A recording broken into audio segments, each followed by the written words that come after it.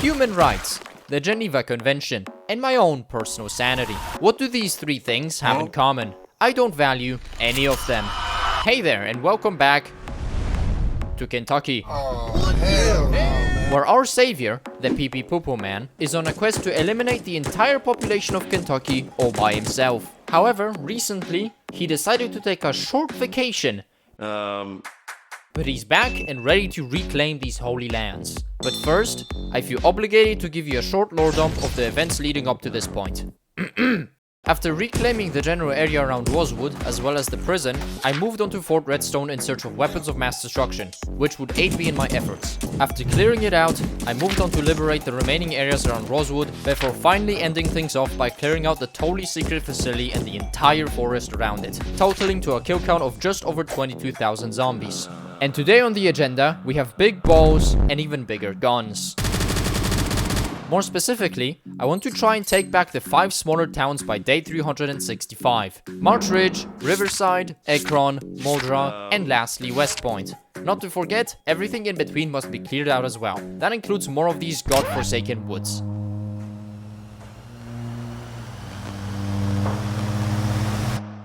May the crusade continue. Alright, we back in it. Here's the heli, here's the map. Here's the bitches. Wait, there are no bitches. Oh. Before I actually embark on my conquest of Kentucky, I thought to upgrade my residence a little. Ever since I refurbished the interior of my previously neglected home, I was keen on building a farm with water barrels on the side roof to be able to lead a more sustainable lifestyle. After all, the Pee-Pee Poo-Poo Man deserves a bit of a change of pace. Maybe this project would help him take his mind off his bloodlust too. With the supply of logs I already had in my garage, I created a small overhang behind the firehouse with some storage, along with a way up to the roof. However, I was surprised that I couldn't just normally walk on top of it. Well, okay, this entire roof does not exist. Oh my god, that's gonna require so much wood. Wait, what? Wow, it seems only the first tiles are invisible. Well, there's no going back now. Unfortunately, my supply of logs just wouldn't cut it. Come on, it wasn't that unfunny. So I had to go get more from the nearby forest. And while I was doing that, this happened. Oh, sh**. It happened again? God damn it. It seems that I underestimated the weight of the logs and went a tiny bit overboard. Better start laughing, otherwise I'll air out this entire facility! In all seriousness, I had broken one of my limbs this way before, but unlike last time, I wouldn't let it delay me. Let's be honest, the Pee-Pee Poo-Poo Man has been through tougher shit than this. You may take my kneecaps, but not my freedom.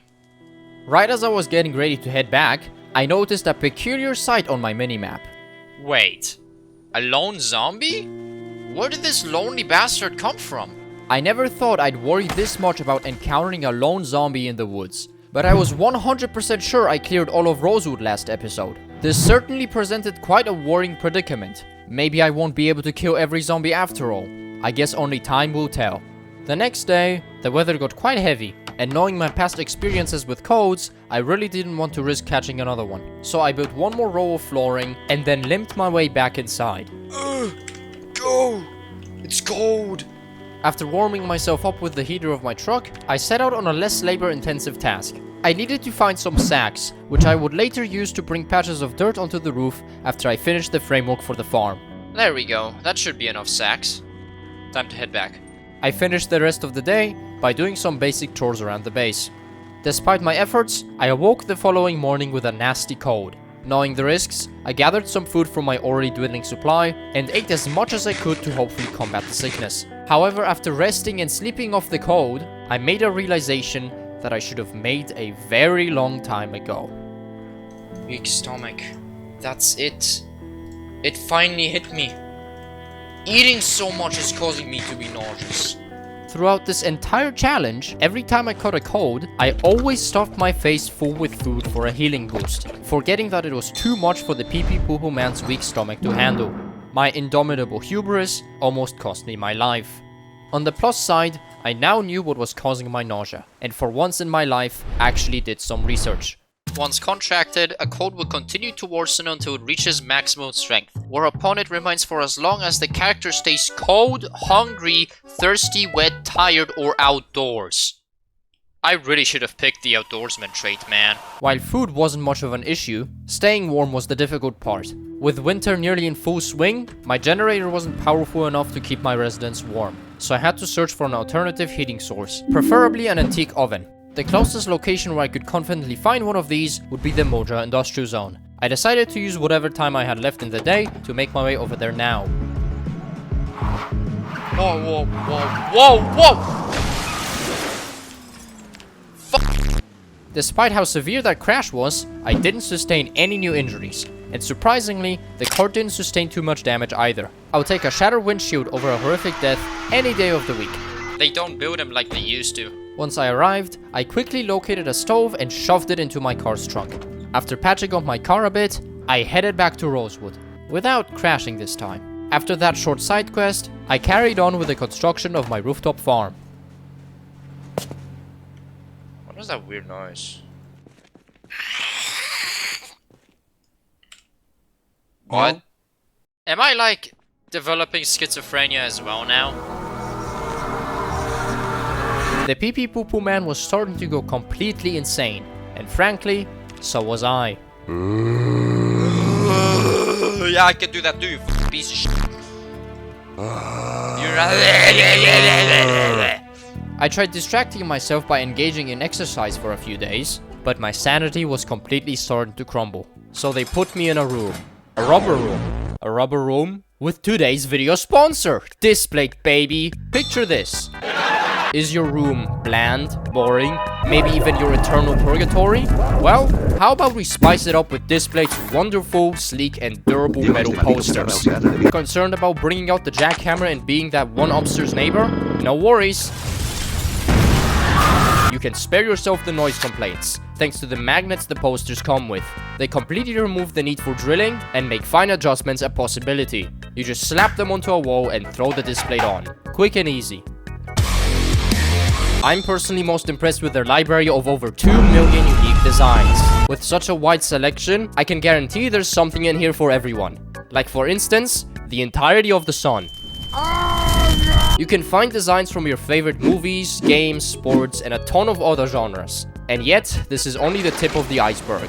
And thanks to the textures, you can get them in some amazing finishes, like gloss, matte, and even 3D contours. I'm genuinely surprised with the quality of these. Displates are simple on paper, but they make for some phenomenal decoration. I'm definitely gonna be getting more in the future. And if you wanna get some for yourself or as a gift, then use the link in the description to visit their website and redeem the code SLAVIC at checkout to get these discounts, which are only available for a limited time. Thank you Displate for sponsoring the video. Once I finally came to my senses, I found myself atop a pile of corpses. After trying to keep the voices at bay for nearly 2 weeks, my efforts proved futile. It seemed that a return to any form of past normalcy was unfeasible. This was my purpose. No, my destiny. And I had to embrace it. And so I did. Instead of heading right back to base, I chose to stay and eliminate every single zombie in the area. While I might not be able to rid myself of my bloodlust, it at least served as a distraction from my nicotine dependency. Wait, what? I'm not a smoker anymore. Neat!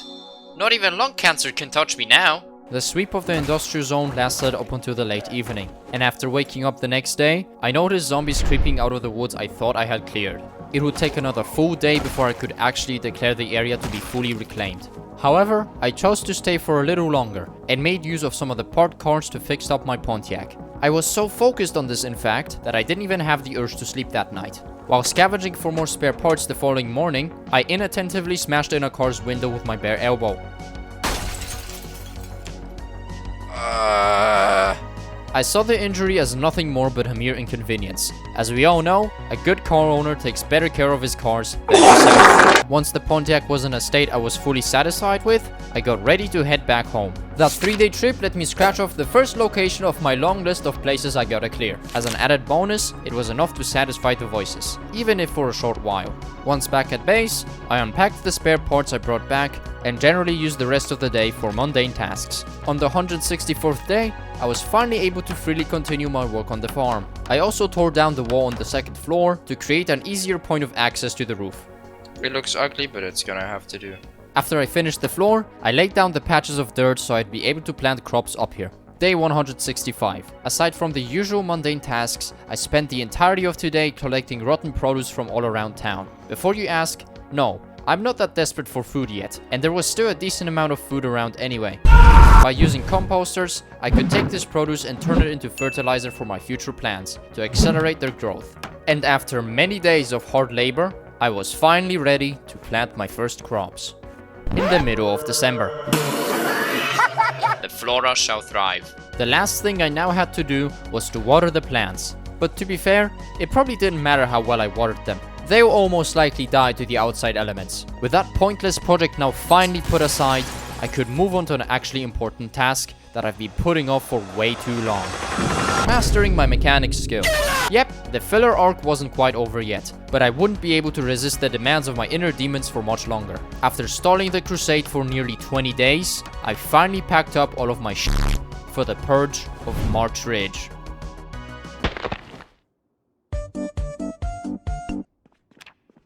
What? You're kidding. Murdering thousands of zombies. I sleep.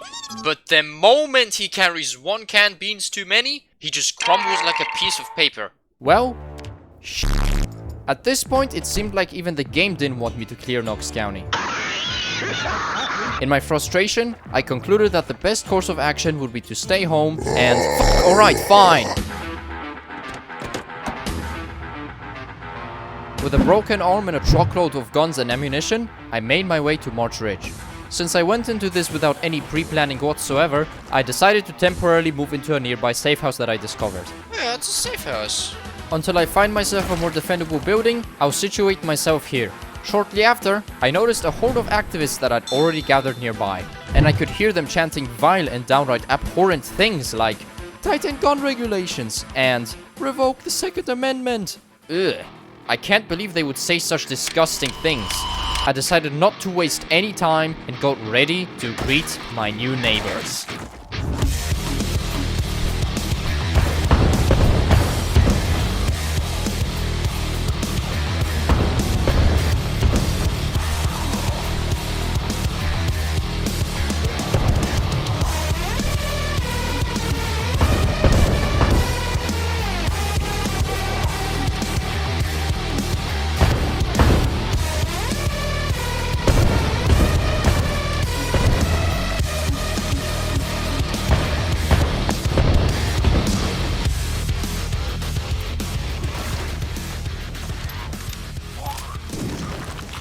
Well, that was fun.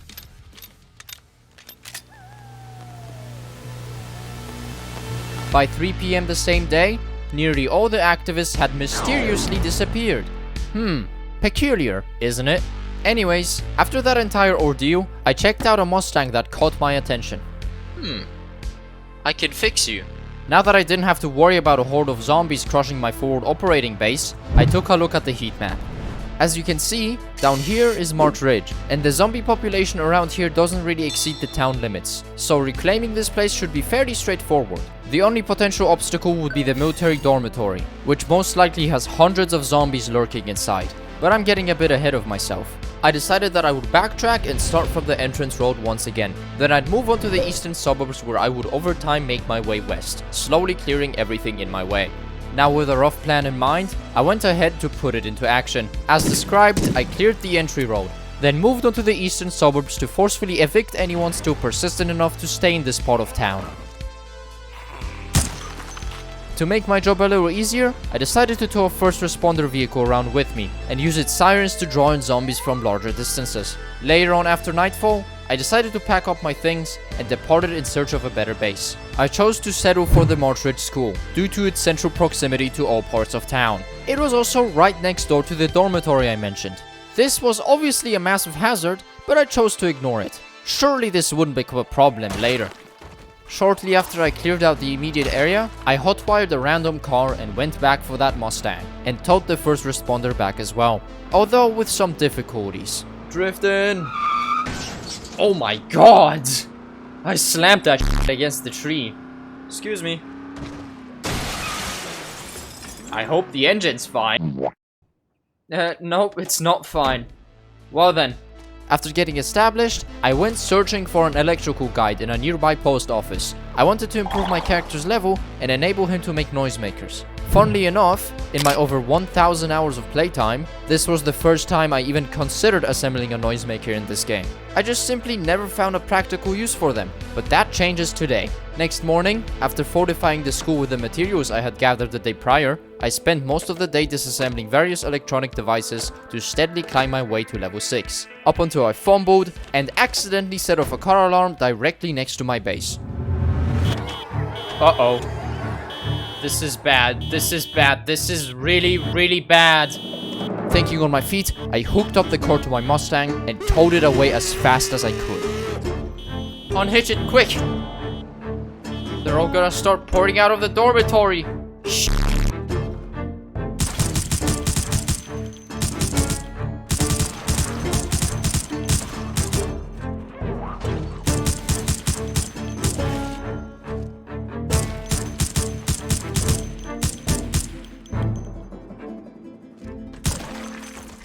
Alright, and we're done.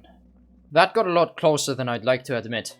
While my quick thinking didn't stop the nearby zombies from storming the school, it at least prevented the dormitory horde from overrunning it entirely. But this made me finally accept that this was a hazard I just couldn't afford to live with. So I decided that I would devote the entirety of day 174 to clear that place out. But before I could even get started, it happened again.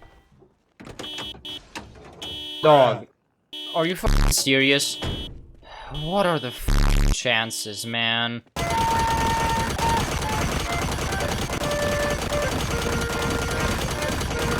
Alright, now I can move on to the dormitory. Thankfully, there are a lot less zombies roaming the halls than I expected. Seems like those alarms turned out to be more of a blessing. Despite this, I couldn't underestimate this place, as I could easily be caught off guard. Oh my god, I thought I cleared this room! I need to be more careful. On top of that, it wouldn't be until the next morning that I dispatched the last resident. But it was worth it, as the area around my base was now devoid of all immediate danger. Not to mention, the dormitory provided me with a bunch of valuable loot as well. With that task now taken care of, I wanted to continue clearing March Ridge from where I left off. But midway through the day, my character caught another cold. Oh, great. Here we go again. Despite everything, my disregard of the natural weather elements was still my most dangerous habit, as well as my inability to drive. Bazinga! I decided to rest in the dormitory I cleared, since my forward operating base just didn't have the proper facilities to help me fight a cold. Probably not the smartest idea to light a fire indoors, but I don't really have another way to stay warm. Wait, what? Your fear of fire prevents you from lighting a fire? Did they change how the burn ward patient trait works? Okay, yeah, there's no way. I gotta make do without a fire, cause my character has literal PTSD. Luckily, it went away without the need for a fire, but at the cost of my sleep schedule. So it was time to properly get back to work. Dude, I'm gonna lose my mind. All I wanna do is disassemble some radios, man, like, come on! The alarm drew in zombies from multiple directions, forming a horde in the parking lot. To make my situation even more chaotic, another alarm went off down the road, and brought in even more zombies. Fuck this town, honestly. But in chaos lies opportunity, so my two active brain cells came up with a plan. Since the horde moved away from the parking lot, I could use this chance to tow in the first responder and turn its sirens on, then speed away in my Mustang. Acting as a decoy, it would provoke the horde and lure it back to the front of the building. While this was happening, I would quietly make my way to the upper floors of the dormitory to find a good vantage point. With my rocket launcher in hand, I would then wait for the perfect moment to strike. Truly a mind-blowing idea. I gotta go get the fire truck. I think I left it around here somewhere. Yep, there it is. Found it. Looks like some of them are still moving across.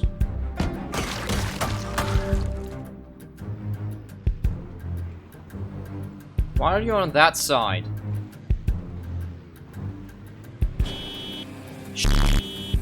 Whatever, we send it. We send it. There's no backing down now.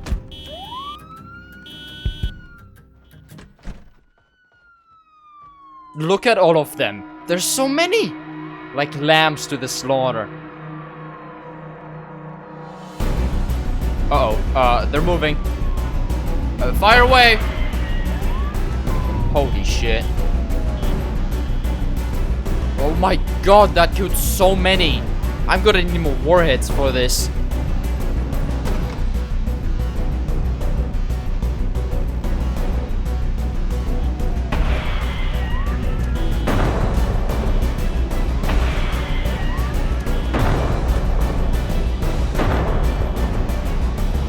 Dude, that went so perfectly.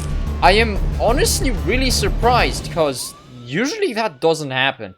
And just like that, in the blink of an eye, there was only a pile of smoldering corpses left. I had discovered quite possibly the most efficient way to deal with huge hordes of zombies. There is a catch though. RPG warheads aren't particularly abundant, so it's probably best I reserve this strategy for densely populated regions of the map. But as fun as that was, the following events weren't all that special. I once again returned to the eastern part of town, and by nightfall managed to clear the suburbs halfway. After seeking refuge in my previous safe house for the night, I continued searching through the homes, at times rather carelessly.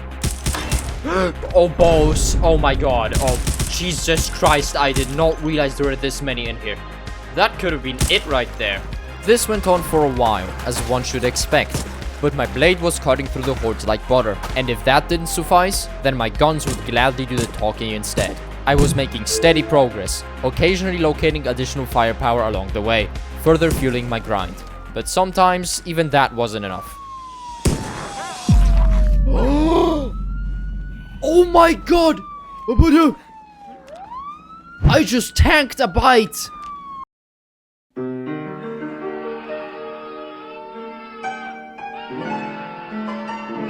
Yep, my heart definitely felt that one. I was gradually becoming too complacent, turning off my brain and mindlessly killing zombies.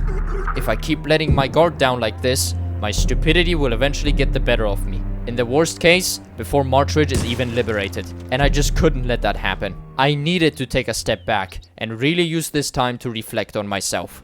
But thinking hurts my brain, and I'm not particularly good at reflecting on my mistakes anyway, so I concluded that I got that fuck it we ball mentality and continued slaughtering the locals. Oh god. Oh Jesus! I know what's wrong with it. It ain't got no gas.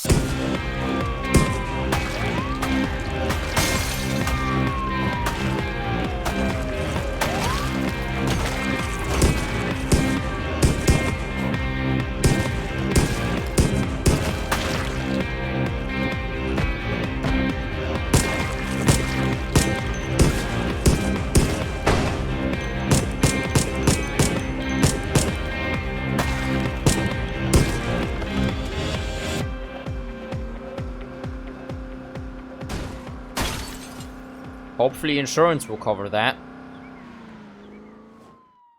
Wow! Are you kidding me? This really couldn't have appeared earlier, huh? For those who don't know, I just had an absolutely wonderful time looking for this thing last episode. What a f***ing joke. After dedicating nearly 2 days to the liberation effort, I reminded myself that I have a farm growing back in Rosewood, so I decided to return home for a short period. To my surprise, the plants were honestly doing quite well. The weather really didn't have much of an influence over their growth, and by next morning the carrots were even ready for harvest. Irrigation truly is the future. In the meantime, I tried modifying my Mustang to give it some extra armor. To do that though, I found out that I needed a specific magazine containing the recipes for the parts. So instead, I made some basic repairs before the trip back east. I was hoping to maybe get lucky and randomly find it in March Ridge. Next morning, I wasted no time and let myself be consumed by my perpetual daily cycle. incessantly searching every residence as I go along, including any bookshelves I discovered along the way. Oh, it's a recipe. So that's why I couldn't make my noisemakers louder. Only breaking the cycle to check on my plants back in Rosewood, and occasionally finding things that made my repetitious grind seem worth it. Yes! Yes! Found it! Hell yeah, I can finally tune it. It's a police Mustang! I've been looking for one of these. Holy shit, it's in near perfect condition. I am taking this for sure, man. For once, fate seems to be smiling down upon me. I spent almost the entirety of day 187 fitting my newly acquired police cruiser with the highest performance parts and completely dismantling my previous Mustang. In the end, it proved to be a lot more practical than the alternative of towing a random fire truck around. It even helped me boost the growth of my own skills. Oh my god, wait, keen hearing? From Longblade 9? Dude, that's insane! After several more days of slashing, shooting, and losing my mind, Number 5! I eventually found myself standing before the last block of houses. And before I knew it, I finally crossed off the last house. But I couldn't celebrate this feat just yet, because there was one more thing I had to do, which was to glue my eyes to the minimap and drive around to make sure that there wasn't a single red dot left. And sure enough... found one! Deploy the military-industrial complex on him. So after obliterating the last resident of this damn town, I could say that my hard work paid off. March Ridge was now fully liberated. Since my arrival on day 170, I increased my kill count by another 4,172 bodies, adding up to a total of 26,740. Judging by how quickly I conquered my first town besides Rosewood, I was confident I could accomplish my goal of clearing every small town within 365 days. After all, I still had plenty of time left. With a sense of accomplishment, I packed up my things and left March Ridge for good. Home at last. You know, that actually took me a lot less time than I thought it would. If I keep up the pace, I might even finish this before the first year passes. Now that I was back home, I could catch myself a bit of a break. I wasn't intending on staying for long, just long enough to take care of a couple of things and think of a way to approach the next couple of towns. You see, I wanted to cross off multiple locations in one go, which would take some planning. But before I even get to that, I really wanted to bring back the Mustang I left in March Ridge, as there was absolutely no way I was just going to leave it there. So after some thoughtful consideration, I decided that everything to the north had to go, and I settled for the most efficient route I could come up with. First, I would take the eastbound highway towards Doe Valley, clear it out, and then cut through the woods to get back on the highway. Then move north in the direction of Riverside, while simultaneously killing any zombies in my way. After liberating Riverside and the surrounding area, I'd proceed south to take care of Ekron, and then wrap things up by clearing the entire central farmlands. But what vehicle would I even use for this long expedition? My semi-truck? Nah, I don't feel like emptying out the entire trailer. The military truck? Not maneuverable enough. These two options weren't exactly ideal, which leads me back to the Mustang. It's fast, has decent storage, and with the armor upgrades could actually be really durable, thus minimizing the need for critical repairs. But the most appealing factor was definitely the light bar. Having a reliable and convenient source of loud noise was going to make this so much easier. Unfortunately, it wasn't quite ready for the trip yet. I obviously still needed to add the necessary modifications in armor, the recipes of which my character learned from that one magazine I found back in March Ridge. There we got chains on the wheels. Hell yeah. However, I ran into some complications rather quickly. So I have the standard bull bar, but I would rather prefer the lethal one. But it requires a lot of metal bars, of which I don't have a lot. It looks like this little project will be more expensive than I thought. The absence of the necessary materials led me to the assembly of a whole ass metal workshop. Following a step-by-step process, I was able to forge the necessary resources and make the armor. Oh, that is beautiful! In the morning of day 194, the car was finally ready, fully armored up and fitted with a bigger gas tank to allow me to cover longer distances, as well as a spare tire, just in case. Shortly after this, the voices started making themselves known again. I literally can't go 5 minutes without them screaming for bloodshed. But since I didn't have anything better to do, the only logical thing was to listen to their demands and start loading up for the trip. I thought of all the obvious things like food, water, medical supplies, tools, ammo and weapons, including a bunch of other essentials. I also made sure not to forget the sledgehammer either. But I will admit, despite spending most of the time brushing the dust off some yet unused firearms of mine, I still forgot to bring any of my miniguns with me. Still, any variety is always nice.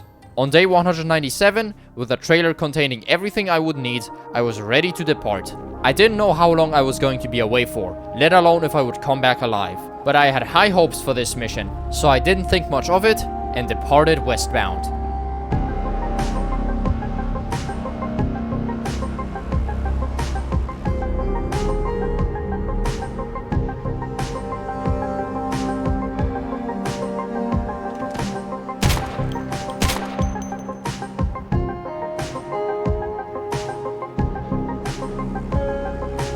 I soon arrived at the outskirts of Doe Valley and ran into the first zombies that once used to reside in the local farmhouses. With the voices acting up, I began doing my thing. House after house, I was slowly closing in on the town. On the way, I found a generator in one of the garages, which I brought to my trailer. I was gonna need it if I were to set up a temporary base later. Next morning, I was irritated to discover that the nearby woods were inhabited too, but the siren made luring them out really easy. This thing is incredibly handy. I really hope that nothing, and I mean nothing, happens to it at a later date. The closer I was getting to the town, the stronger the population seemed to ramp up. More than I was expecting. Despite this, I still didn't feel the need to set up a proper base here, as this was a small location I was intending on simply passing through. However, there was one place I was after. The military surplus store, containing piles of arms and ammunition, which I did try looting before. I remember being overrun and leaving behind a giant horde in my place though. I was hoping that it had dispersed by now, but I still didn't want to barge straight into the center of town. Instead, I opted to first clear the open fields to the south and east. These took 2 days to clean up, but I was approaching the town at a gradual pace, and the hordes were really starting to dial up. But all those pockets of zombies that stood in my way were nothing compared to what I was about to witness deeper within the town. Oh my god! It's the consequences of my past actions! What am I gonna do? This was the horde I was talking about, but I wouldn't allow past events to repeat themselves. I was a lot more capable and confident than before, and unlike last time, I had just the right tools for the job.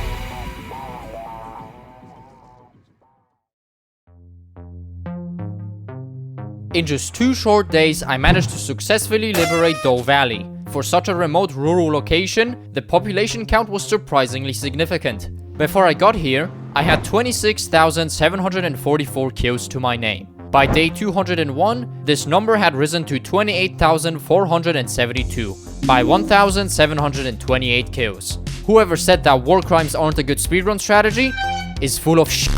By vaporizing my enemies with very conventional weapons of war, I had claimed victory over the surplus store and thoroughly looted every corner. Despite deliberately leaving half of my trailer empty, this place had more stuff than I could ever fit. From 9mm to 50 BMG to 40mm shells to RPG warheads. You name it, it was here. After taking everything I could, I continued exercising my Second Amendment rights on the local population. And once I was done, I locked off for the night. But when I came back the next day, I ran into a really strange bug. Hold on a minute. Huh? I swear I marked all of this off. I'm honestly confused. I cleared this. Did I get set back? I was stumped to realize that the game had rolled back by 14 in-game hours. Weirdly enough, my kill count remained exactly the same, but a pocket of zombies that I cleared on the evening of the 24th reappeared. And all the markings I made the evening prior were erased as well, even though I had clearly been through those areas already. All the bodies were still there too. This bug was really unusual, but at least it didn't break my save file like most bugs in this game. Since it wasn't a big deal though, I just accepted the situation and re-cleared the area. If anyone knows what could have possibly led to this, please let me know. Once I made sure that there wasn't a single red dot left roaming the area, it was time to depart in the direction of Riverside.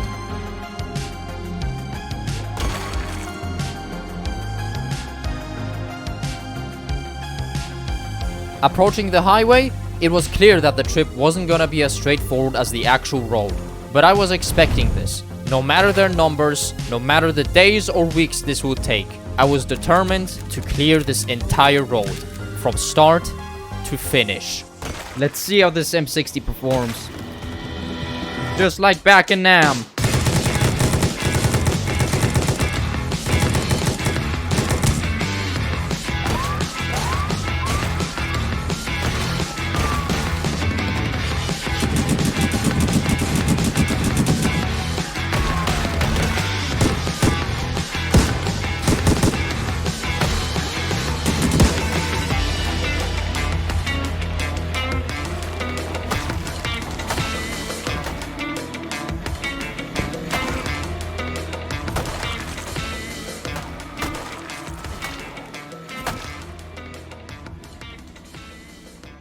What the hell? What happened here? The days passed by quickly, just like those summer nights I spent digging through public infrastructure in a schizophrenic episode, uncovering lost and forbidden treasures deep within the walls. I'm kinda straying off track here, but killing almost 8,000 zombies in less than 12 days does kinda get into your head. Eventually, I did clear the highway. At least that's what I thought, until I ventured past the military roadblock and discovered more woods infested with zombies. Why are there so fucking many? Considering that this area wasn't even marked to be populated, I was pretty pissed, but I do have to uphold my promise. So after a lot more slicing and dicing, and another 1,000 kills, I arrived at the perimeter of the Knox exclusion zone and eliminated any zombies still roaming behind it in the early morning of day 215.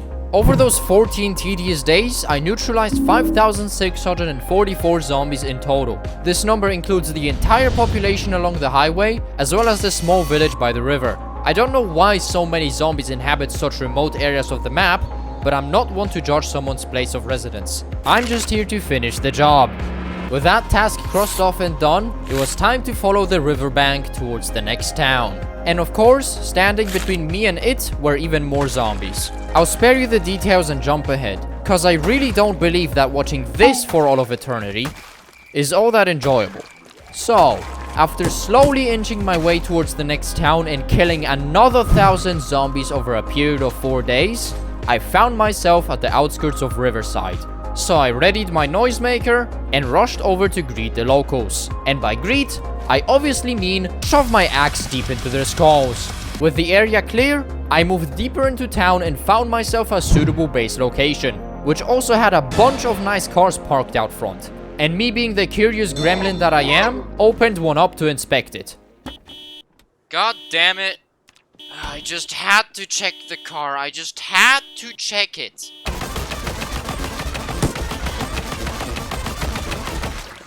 Right. I really need to stop fiddling around with random cars, god damn it. My new home got beat up a bit, but at least the surrounding area was now devoid of any threats, so I made myself at home. After moving some of my possessions inside, fixing the door, and laying my firearms out on the countertops, I ventured into town towards the local police station on day 220. To make the process of clearing the area faster, I intentionally triggered a car alarm this time around. Cool one. Another goddamn alarm. But actually, I meant to do that. To help me clear the area, obviously. Things did get a little out of control, but it was nothing I couldn't handle. From the police station, I acquired a little bit of additional ammo and some firearms to go with it as well. But other than that, it didn't have a whole lot, so I returned to my hideout for the night. Now that I had acquainted myself with the area, I had a look at my map to admire the progress I've made so far and to see what I was dealing with in this town. Until I suddenly glanced over a location that I had never seen before. What the fuck is this place? What? Is this on the official map? I was confused, but tempted to find out what that place was. Oh, that was a pedestrian. What the hell do we have going on here? This place was completely unknown to me, but judging by the tall metal fences, it was likely some sort of evacuation center or military base. After clearing the zombies guarding the place, I broke through the barricade blocking the entrance with my sledgehammer. Inside, I stumbled upon a sign reading, US Army property, no trespassing. Well, my name isn't trespassing, so I'm good to go.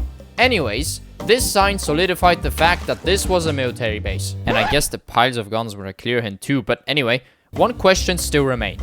Why was this place even here? After going through my mod pack to find out, I found this map mod, Fort Rock Ridge, which I couldn't recall ever adding to my save file. I must have either included it on accident or I have early onset dementia. Probably the latter. Since the existence of this place was merely accidental, I promised myself that I wouldn't touch any of the loot this place had to offer. Not like I needed any of it, but the zombies still had to go. I would deal with them at a later date though. For now, I went back home, did a bunch of random stuff, then got started on the western entry road in the evening. As for days 222 and 223, my dumbass forgot to hit record. It's not like you missed out on much anyway. I mainly got started on clearing the redneck sanctuary below Riverside, also known as Scenic Grove. In those 2 days, I managed to clean up the road leading towards it, as well as a small part of the area. All that was left now were the residences and the self-storage unit. In true Kentuckian redneck fashion, some of the residents disguised their weapon armories as trailer homes. I'm not joking. Every fifth trailer had like light machine guns, assault rifles, and semi-automatic shotguns. Arsenals large enough to make you wonder how these people even failed to survive. But I ain't complaining. I'll gladly borrow some of these. I ain't returning them though. Using my newly acquired firearms, I cleaned out the remainder of the trailer park as well as the self-storage unit. After entering the premises and exploring a little bit, I found this kick-ass truck. Optimum Pride! Si Optimum Pride! Walking inang... In the meantime, another horde had wandered out of the woods below the warehouses, which I then swiftly eliminated with the help of my noisemakers. We already did.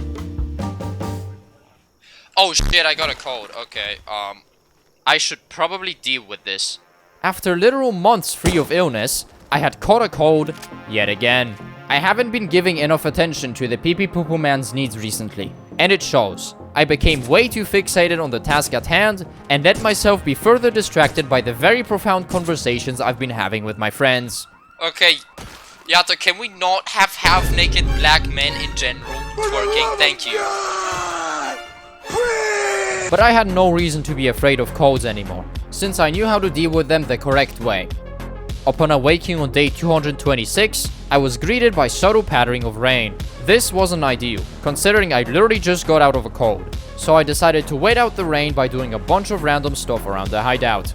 Once the weather cleared out, I went back south to make sure there were none left lurking within the storage units. The place ended up being clear, so I went on to circle the area one last time. Oh, looks like there's still a couple of them roaming around. Let me deal with this real quick. Okay, I think that's it. I don't think there's any more of them left. Finally, I was done with this trash pile of a trailer park, and it was time to shift my focus onto Riverside. So in the morning of day 227, I began gradually clearing the suburbs. But over that entire day, I was rather slow and didn't make much substantial progress. So I decided to return to the trailer park and loot some of the barricaded trailers again. This was completely pointless, since I literally had an entire arsenal of illegal firearms laid out for anyone to see. FBI, open up! Unfortunately, the side quest didn't even stop there, but at least this next one had a purpose. Wait, was this Is this thing's battery dead? Probably, yes it is. This thing has a dead battery. And I forgot to bring a car battery charger. But I know just the place where I can find one, I think. If there isn't one here, then I'm in a bit of trouble. No, but there's a car battery heavy duty. That's perfect, actually. Time to head back and get it fixed up.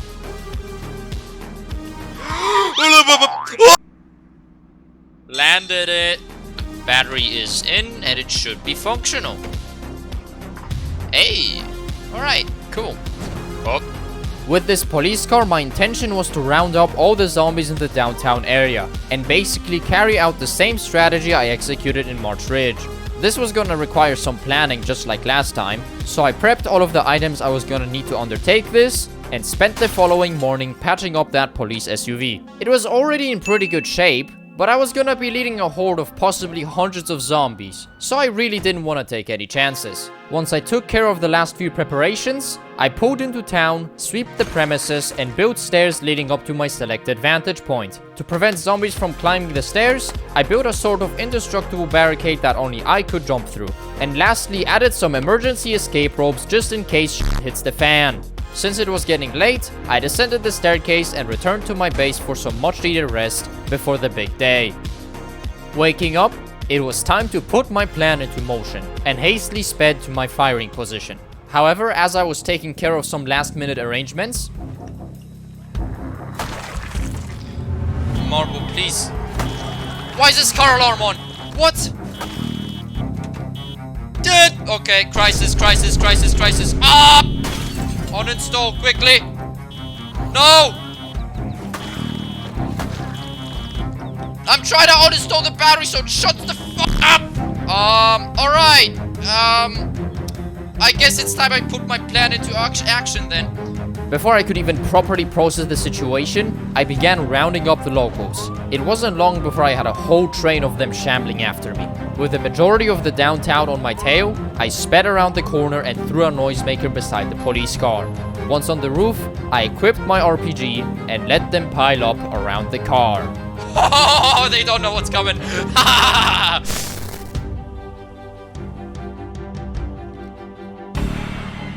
Come on, blow up. Oh, they're all dead.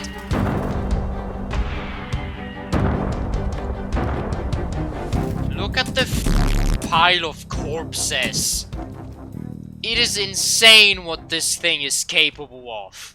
Without breaking much of a sweat, I wiped out pretty much the entire downtown. I wonder what would happen if... Okay, that was actually kind of lame. I had to try it, Enough f***ing about. This town ain't gonna clear itself. So I spent the rest of the day hunting down whatever I failed to kill. Later that night, I ran into another substantial horde. Again, I made use of my police car to gather them all into a nice pile so I could mow them all down with my almighty AA-12. God, I love this weapon. With half the town purged, I began steadily sweeping all of the buildings. House after house, day after day. Man, these zombies are so oblivious. I've been standing next to the zombie for 2 minutes, I'm not even kidding. I was improving my skills and inching my way towards liberation.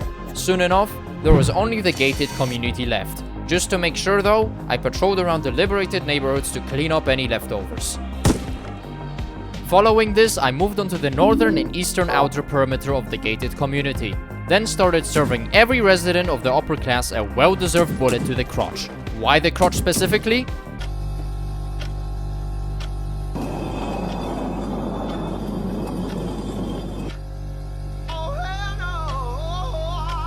For how well off the residents of this neighborhood seemed, you'd think they would own some interesting stuff.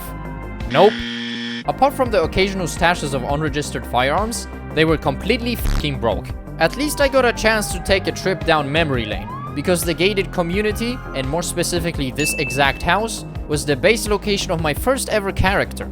I still vividly remember fighting off a seemingly endless horde with a shotgun to protect my home. And here I am 3 years later, once again fighting hordes of zombies to take back what is rightfully mine. But disregard my nostalgic trip. There's houses that still need a little bit of interior repainting. And we are done. That was the last house.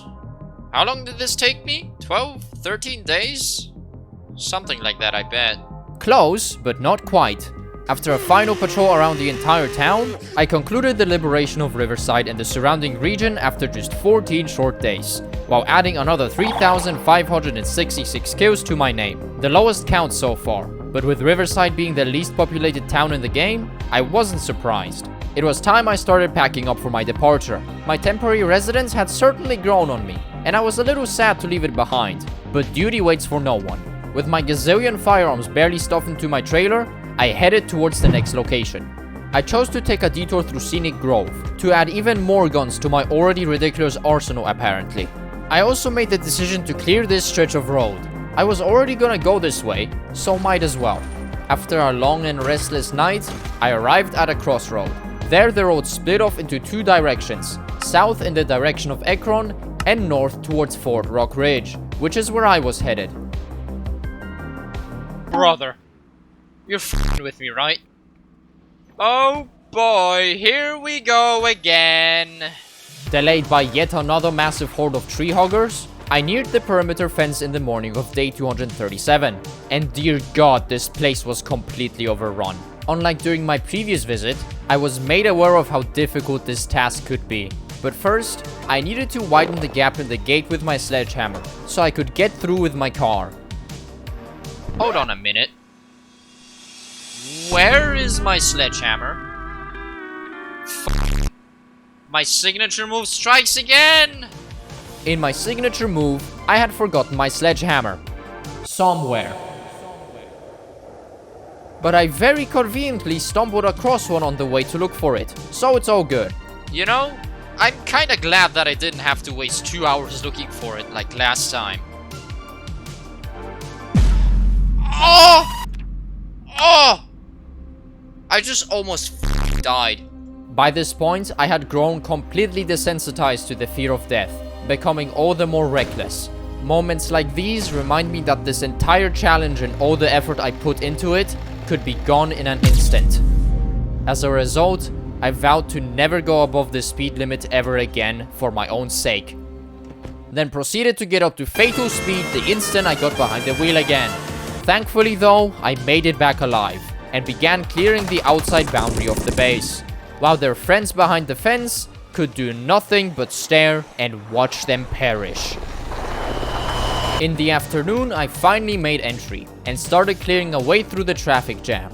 Even in the post-apocalypse, traffic somehow manages to still be unbearable. Moving deeper into the base, I tried to clear a way through the zombies standing in my way, but all the noise only attracted more. A lot more. And with the sun already setting, I really didn't want to push my luck. So I swiftly retreated outside of the base to catch my bearings and get a bit of shut-eye. Day 238. After clearing out the stragglers that wandered over during the night, I contemplated what weapon I should pick for the fight, and decided to bring out the big guns. Wait a minute. I didn't bring any miniguns onto this trip. Where did this thing come from?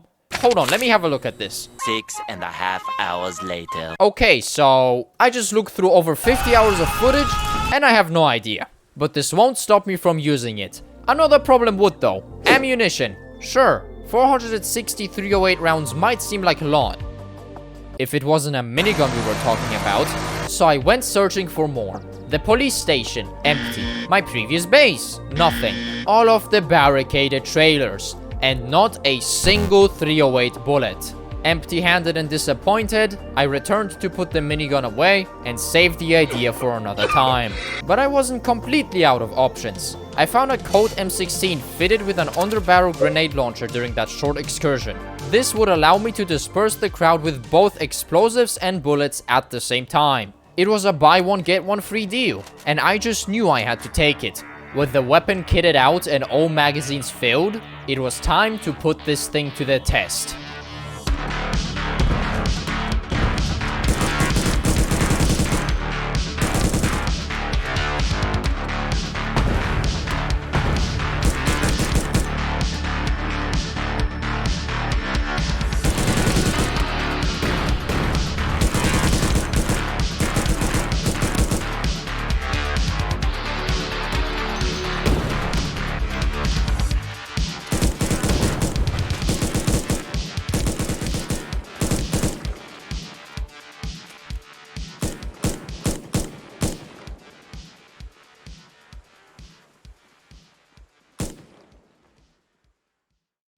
Almost 1,500 kills later, I felt like I cleaned out the entire military base in just 2 days. That is until I moved to the next sector and realized there's another 6,000 of them just waiting for me. Oh my god, there's so much more to go. Listen, I'm sure you get the idea by now. There are a lot of zombies and blah blah blah, I killed them all. I'm skipping all of this totally because it's getting old and not because I forgot to record the next couple of days. In terms of loot, there were guns and ammo. Like, this is a military base, what were you expecting? Tickets to the SpongeBob movie? Pancakes? I could actually really go for some pancakes right now. But as you probably don't remember by now, I vowed not to take any of them. This didn't stop me from exploring the place, however. But due to the repetitive nature of this challenge, my brain was too numb to really take the place in. One place that really stood out though was this massive missile silo behind the complex. Of course I didn't record myself exploring it, but there were no funny red buttons to press anyway, so it probably wasn't even functional. I wish I could just vaporize this entire state. It would have been so much easier. Unfortunately, all I could do was keep on slowly and methodically thinning them out. One by one by one by one by one by one by one by one by one by one by one by one by one by one. Insanity is doing the exact same fucking thing over and over again, expecting shit to change.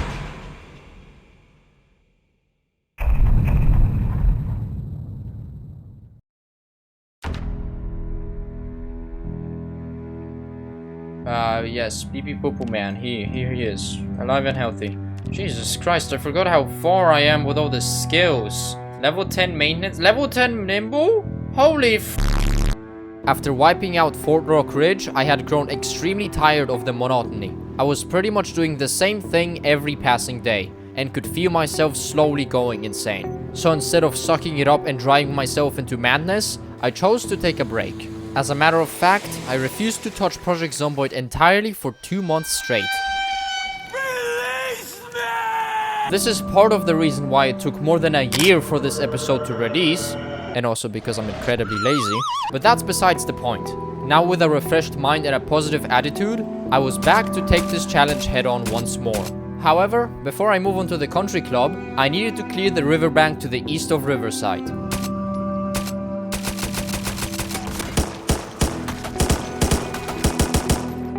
By the end of the day, I passed another milestone of 45,000 kills. In the morning of day 248, after neutralizing the remaining few, I was ready to leave Riverside behind. Just to make sure though, I checked the woods south of the riverbank for any groups of zombies I might have missed. Oh look, there's more. Great. Me when there's zombies in a zombie game and I need to kill them. Please tell me we're done. Bye. Why is there even a manhole in the middle of fucking nowhere? After that unforeseen distraction, I approached the perimeter of the resort on day 249. I started punching holes in the fence to make clearing out the zombies behind it more convenient. I did this again and again, until there wasn't a single dot left along the fence. Now I had to move on to the actual resort itself. And thankfully it wasn't gonna be a tough job either. Inside the resort I was met with pathetic resistance. Socialist scum! These zombies are socialist scum. And a bar stacked to the brim with alcohol. Oh, I'ma shoot this place up while drunk. Wait, I'm gonna overdose. I can't do that.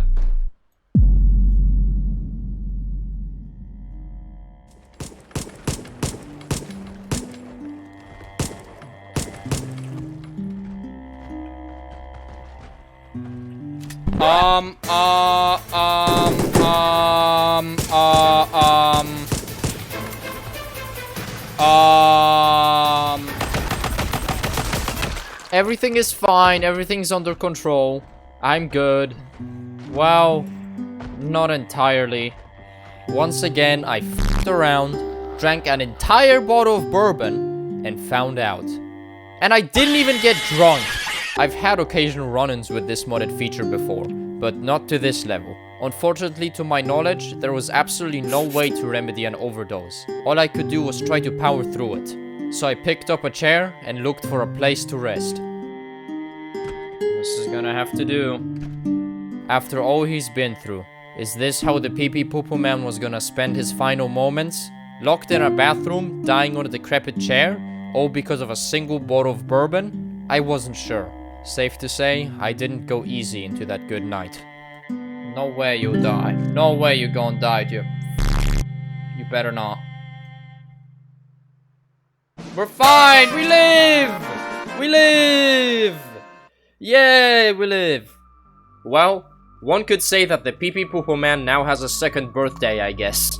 After narrowly surviving what a Finnish person would call a night out with the lads, I continued casually ripping and tearing zombies like nothing ever happened.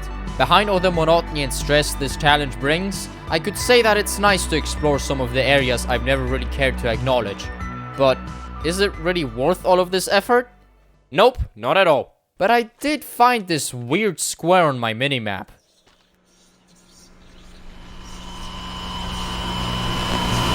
Turns out it's just a tennis court. Or is it? What is the government hiding from us? Hello, this is your former President Barack Obama, and I just want to tell you I know how to beatbox with a little bit of yeah. After taking care of the general area around the resort, there were only the nearby buildings left to check. Why have none of these people left? It's winter, end of the season, leave! Jesus Christ. And by 12 PM the next day, I was already done. The country club has been cleared, and I could move on to the next location. However, something didn't feel quite right. I had a slight hunch that I've missed something here, but I couldn't figure it out. Maybe I was just being paranoid, so I decided to occupy myself with something else to hopefully ease my mind. I want metalworking levels, so I'm better at repairing my car. There we go, level 8. That's all I can do for now. With my increased skill level and the salvaged resources, I wanted to conduct some long overdue maintenance on my car. Because let's face it, I've crashed and beaten this thing relentlessly over the past couple of months. And it's served me really well so far, so it deserves at least a little bit of care. Honestly, it's a miracle that it still even drives.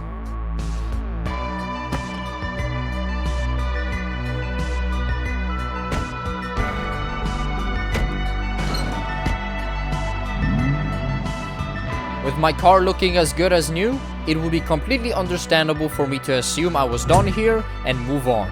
Instead of that though, I chose to stay for a little longer and have one last thorough look through the area. I really don't know what to even say anymore. It took me an entire day to clear them all out. One stressful day. I hate the woods, I hate the woods, I hate the woods, I hate the woods, I hate the woods, I hate the woods! From your perspective, it might not look that bad, but don't be fooled. This is without a doubt the deadliest part about this challenge. I don't know how many there are, I'm leaving. Just the thought of having to clear woods as dense as these keeps me awake at night. I could utilize my helicopter to make this easier for myself, but it's literally across the entire map from here, so I chose to stick with the old-fashioned way. Why is there so many?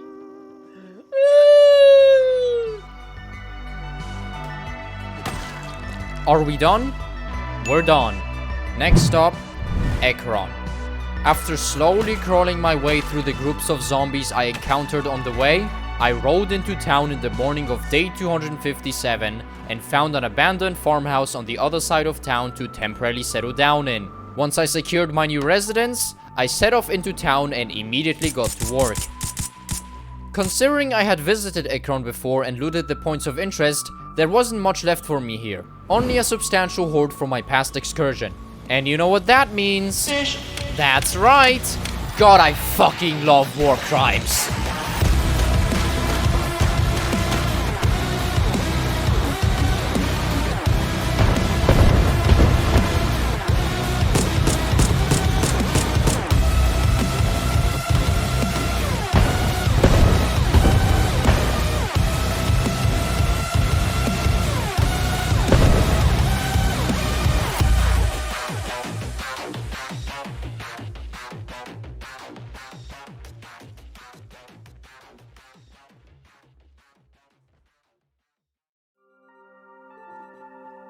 In just one short morning, I eliminated pretty much half of Ekron. I'm honestly starting to get why people call this mod overpowered. I couldn't care less though. I've got better things to do. I stopped by the hunting store again to see if I left anything useful behind that one time. I didn't. Go figure.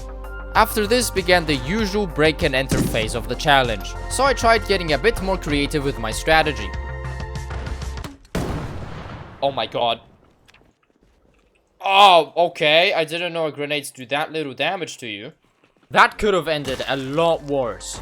After some more casual genocide throughout the rest of the day, I went back to my safe house to get some rest.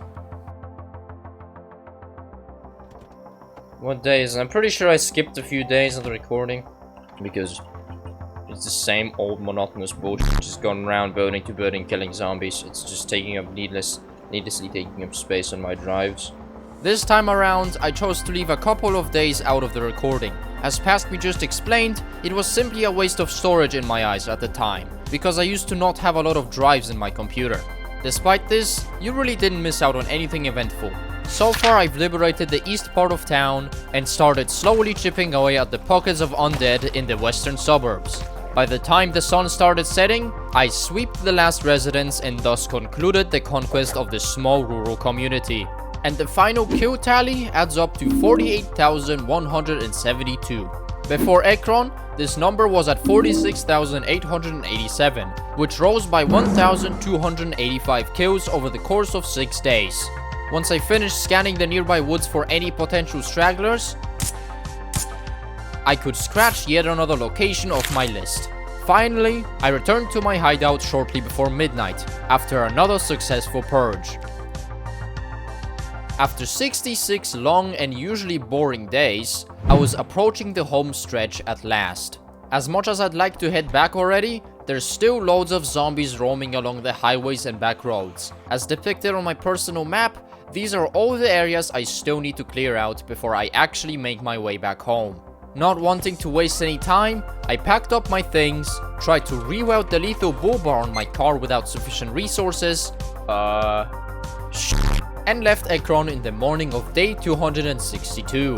Driving eastbound, I knew this was going to be a long and boring couple of weeks. First off, I wanted to tackle the road I was currently on, as well as the small village at the end of it.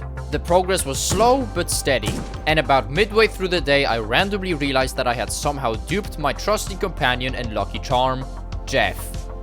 Wait. What? How is this even possible?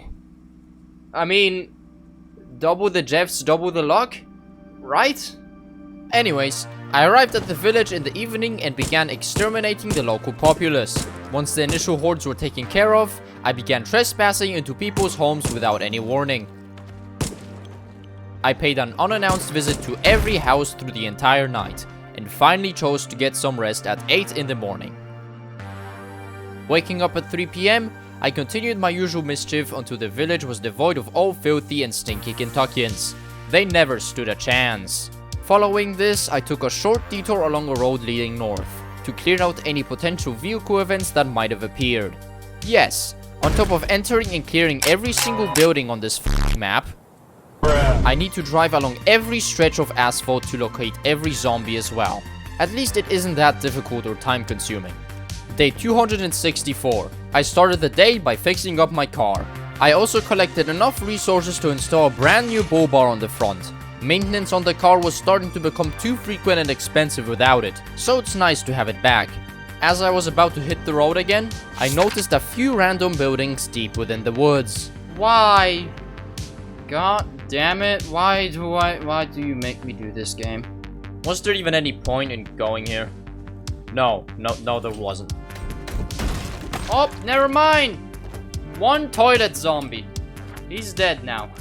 After this, I quickly got back on track and began moving south, while clearing the occasional farmhouse I ran into along the way. Midway through day 265, I approached another line of zombies, and I chose to follow it north along a gravel road for the rest of day 265, as well as the entirety of day 266. In the afternoon of the same day, I already had a decent chunk of the countryside liberated, and was slowly approaching 50,000 kills. But it was at this point that I started to really wonder, what keeps me going? Looking back at it, it's almost disappointing what this series has turned into. I was forcing myself through this stupid challenge, repeating the same thing over and over again, with seemingly no end in sight. But I had come to terms with this reality by now, since there's no way of changing it. It always was gonna turn out like this, sooner or later. Because clearing Knox County isn't some pastime activity or a means to have fun. It is a duty.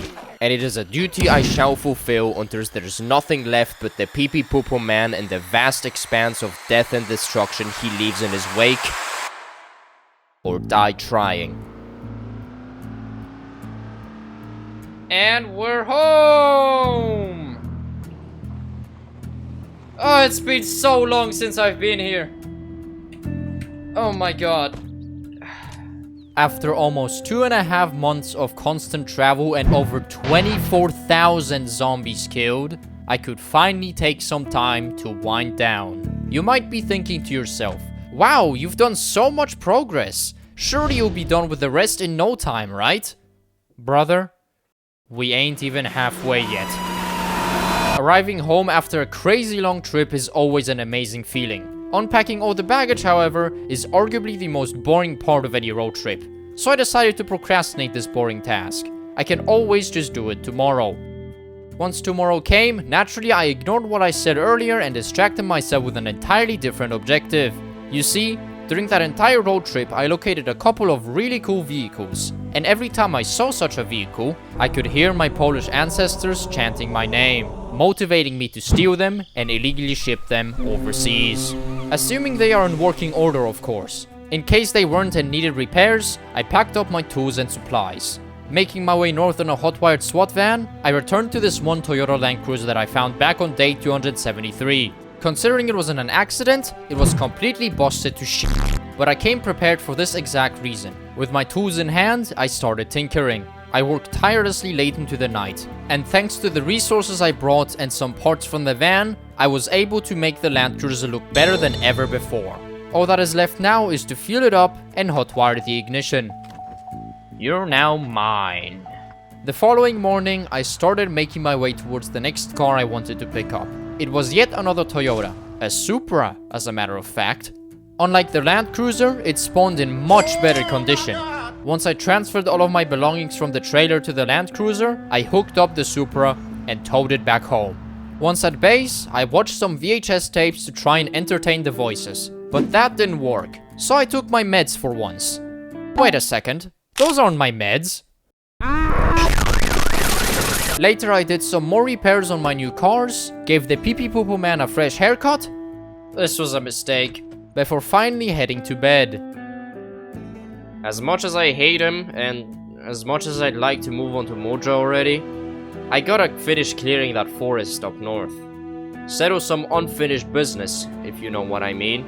I did briefly visit Modra, but only to silence the ever-persistent voices. I need to settle that unfinished business before I tackle any new locations. There were also a couple of structures I seemingly never thought to clear here in Rosewood, and the only way to get in there was with a sledgehammer, which I once again couldn't find. It was actually the most obvious spot ever, but I never cared to check it. Instead, I went back to the places I was at during the previous 2 days. I swear this isn't a bit, I am legitimately that forgetful. But hey, I got a skyline at least. Day 281. My workshop was running low on spare resources. All the repairs I did on my new cars really dried out my supply. My horrible driving didn't help this problem either, so I focused on replenishing it throughout the entire day, by salvaging a bunch of abandoned vehicles. Damn, do I even have enough storage for this? Okay, that's about everything I can realistically fit. I'll just build more storage tomorrow. Why is it still 2 chevrons up? What the fuck? Oh my god, I lost another level of fitness. Why am I getting so fucking fat? What did I fucking eat? Well, this certainly throws a wrench into my plans. I was going to prepare the helicopter to take care of that forest soon, but due to my in-game midlife crisis, I severely neglected the Pee Pee Poo Poo Man's diet and failed to maintain his weight. Yes, this did happen before, and no, I didn't learn from my mistakes, as usual. But this doesn't mean I can't fix them. Before I get to that though, I wanted to finish a few tasks. Like mentioned yesterday, I needed more storage to empty the contents of the trailer. I also planted 4 patches of cabbages in my garden again. For obvious reasons. Now that all the boring chores have been dealt with, it was time to grind.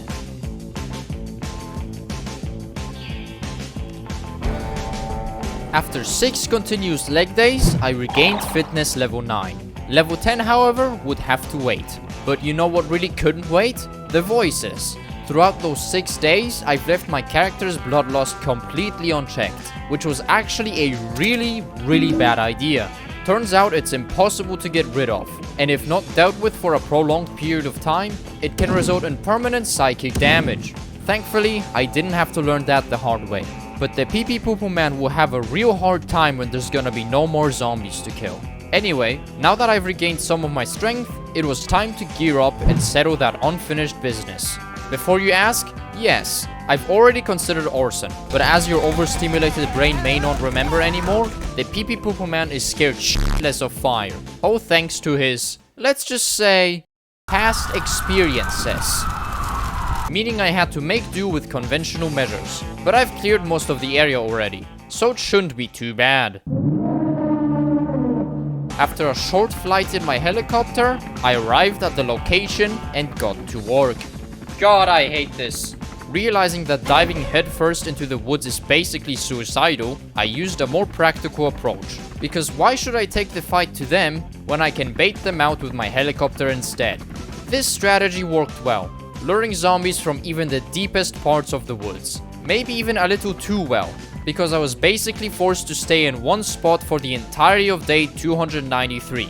Zombies just kept constantly pouring out of the woods around me. Every time I eliminated a horde, another one would take their place. Almost 500 kills later, I finally eliminated the last one. That was fucking exhausting. After a brief resupply run in the evening of day 293, I continued sweeping the woods for the entirety of day 294. Soon enough, I arrived at the Western Highway stop on day 295. Observing the minimap, it was almost like I've never even touched this place before. The Kentuckians had reoccupied this area, and they would suffer the consequences for their actions. But there were way more than I was expecting to be dealing with. I needed a lot more firepower to match their numbers.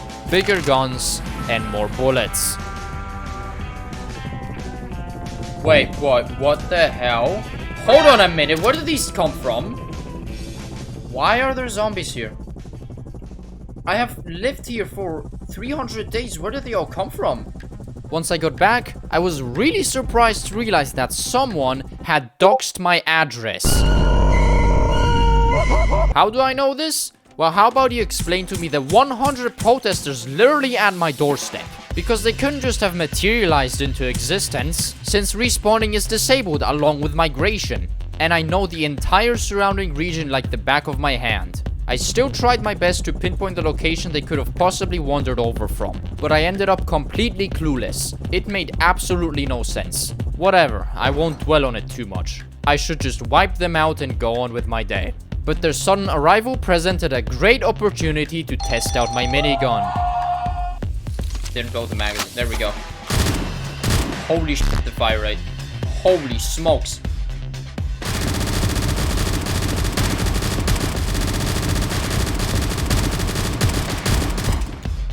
This thing is an absolute monster, dude. Once I, kindly requested they leave my property, I disposed of nothing. I disposed of absolutely nothing. There was nothing around my base. What are you talking about? Oh, hey, look, my cabbages are ready for harvest. After thoroughly circling the area one last time, I prepared the minigun and loaded up over 1,000 rounds of ammunition.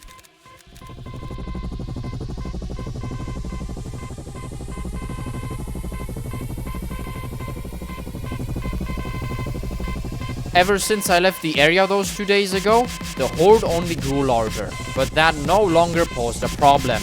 I landed my helicopter and took position as they slowly trickled towards it.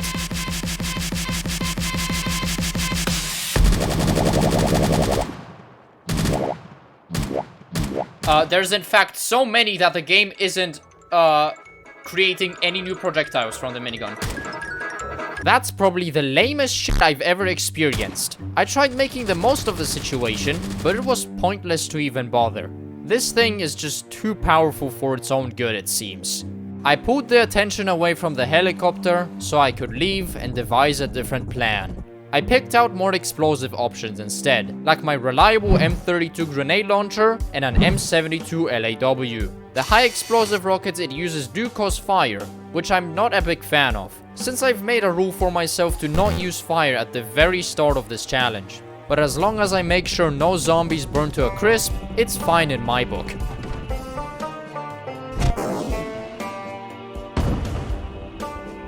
After turning that angry mob into a pile of ashes, I went to go get some rest in a nearby house. Once I awoke in the evening, I sat and watched as they once again multiplied like bacteria through the entire night of day 298. Boy, I am glad I didn't have to go into those woods myself. As a matter of fact, the group was so large that I managed to power level both of my stealth skills and max them out. To achieve this, I just paced around back and forth for less than 10 minutes. Truly the peak of game design.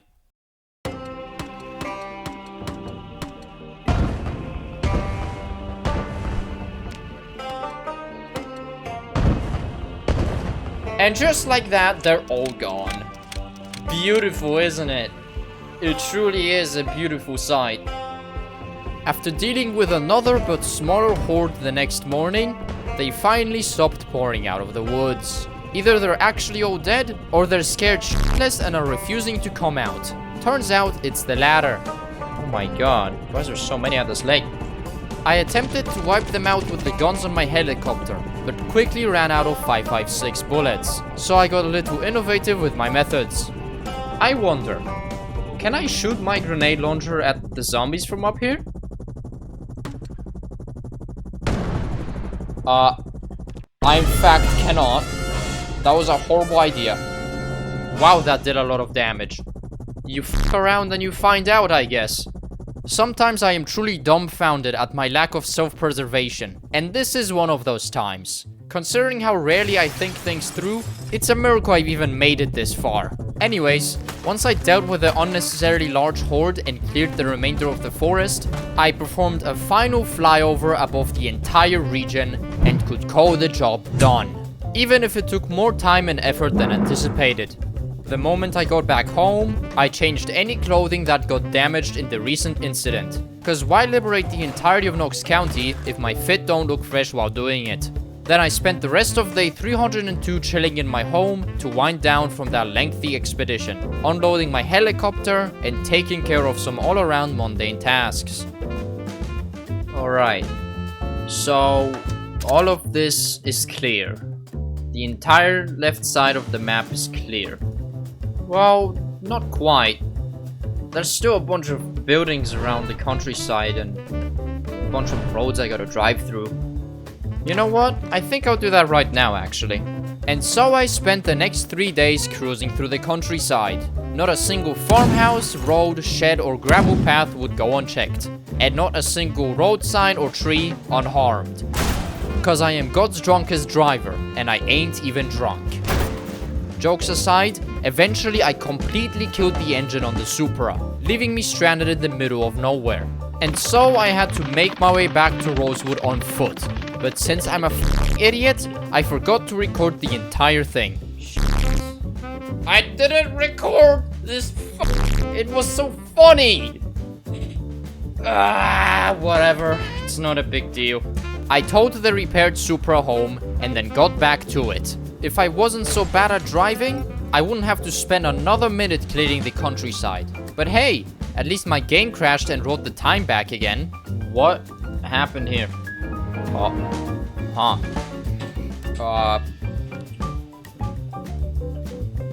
Where's my car? After a bit more driving, I returned to base. and I wasn't intending on wasting another minute. I've been in and out of Rosewood constantly, going from point A to point B without much purpose, and made very little progress over the last 3 weeks. So it's about time I set my sights on Modra, the next major location on my list. And so I began adequately preparing myself for this mission. I decided to ditch the Mustang this time. It served its purpose and it no longer has a functional light bar, so I don't see the point in using it anymore. The Land Cruiser, on the other hand, is a much better option. Once all the essentials were loaded up, I departed eastbound. But before we arrive in Modra, I gotta come clean about something. I hate this town! It's a cesspool of failed economic development. Everywhere you look, there's low-income housing. Here, hell, half the town is a damn trailer park. I cannot recall a single time I've willingly spawned in this town. Even Bitgosh seems like a paradise compared to this place, and I already refuse to be 50 kilometers near that place. The only good thing about this town is the completely straight highway it's built along, offering a quick way through this landfill. But for the sake of this challenge, I need to put my hatred for this town and its people aside. And so I carefully made my way up the highway. Weaving through the scattered hordes, I searched for a fitting base location. After a while, I came across this fenced-off compound. This place should do nicely. I think I'm gonna stay here. Once I cleared out the undead and claimed the area for myself, I started refurbishing this warehouse in the corner of the compound. I really wanted to make this place feel like home, which is something I haven't done with any of my FOBs before. It would take some work, but I'm sure it will be worth it. I began by disassembling some of the crates in the back to make room for my car. Then I barricaded the windows, connected a generator. Hey! Lovely! Stole a bed, built a small pantry, added some decoration, and reorganized the furniture. Later, I visited the only rich neighborhood in the area to, well, rob their shit. Upon returning, I glanced at my minimap, revealing a massive horde of the undead not too far away from my base. There are so many of them there, holy shit. Why are they all gathered like that? It was probably some alarm which prompted them to group up like that. Either way, I didn't worry about it too much. Before I knew it, almost 2 days had already passed since my arrival. It took a little effort, but I finally got my hideout to a state I was happy with. It's not much, but it is mine. Awaking in the middle of the night on day 309, I took my car down to the local police station to look for additional ammunition and gear. Once I returned, I continued working around the base and built myself a small armory to have a place for my arsenal. Nope, not in here. Wait, whoa, wait. What the hell, dude? Where did that horde go? What happened to that horde? That's kind of worrying. I decided to casually go on with my day, but saying that the sudden disappearance of that horde didn't leave me on edge would be a lie.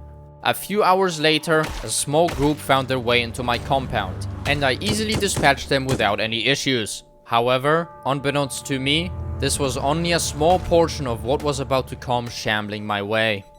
Yeah, see, look at this. Another small group's just closing in on my location for no reason. And there's another small group right on the minimap. I'd say that's like 50.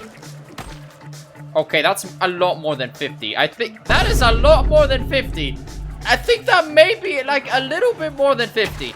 Seemingly out of nowhere, massive hordes of zombies began quickly surrounding my location. Oh my goodness gracious. I was taken completely by surprise and was ill-prepared to defend my compound. If I don't act fast, it will turn into a death trap. So I took as much ammo as I could possibly carry and got the f*** out of there. Once outside, I looked back as they consumed my FOB with their overwhelming force. Holy f***! However, as hopeless as the situation may seem, the pee-pee-poo-poo man wouldn't back down without a fight.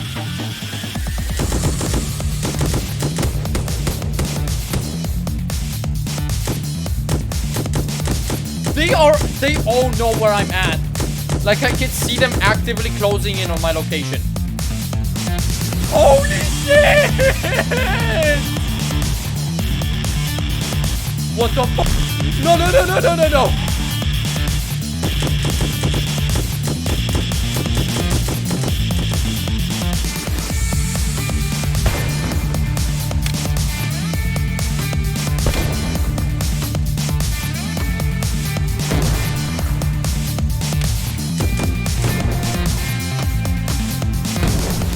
Running low on ammo, I dispatched the last pursuing horde and breathed a sigh of relief.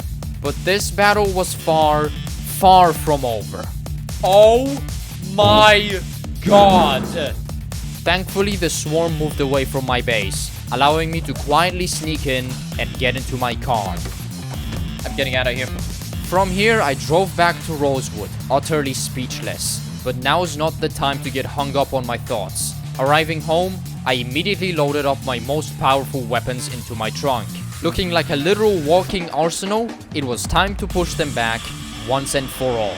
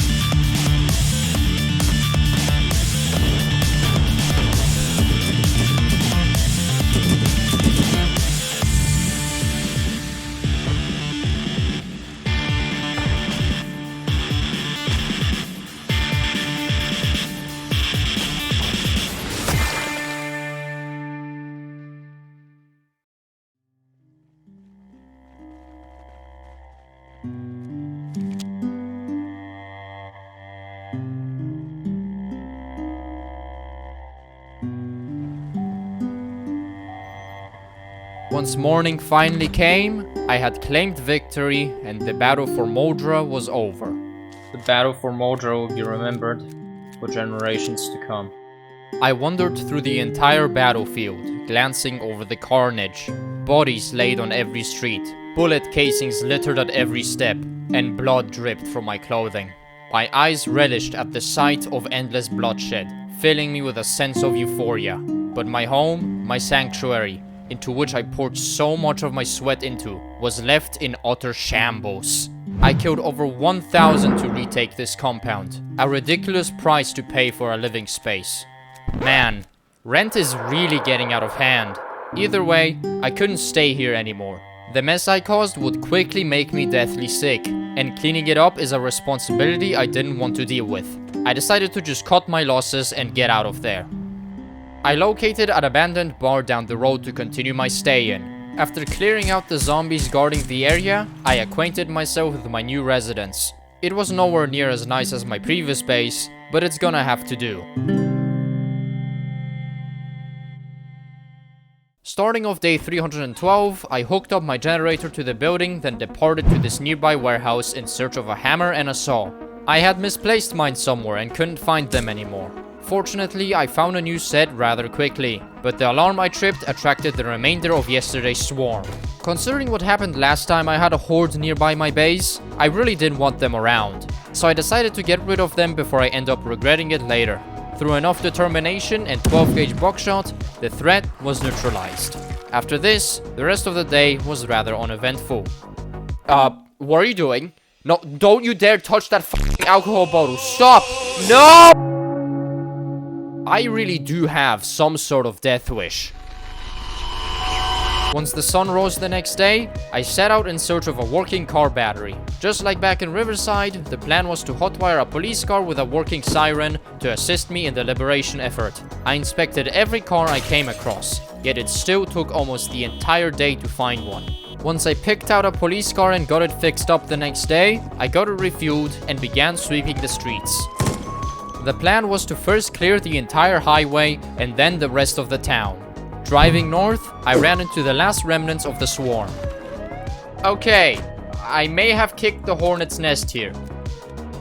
Yep, I definitely have. Ain't nothing a little bit of German engineering can't fix.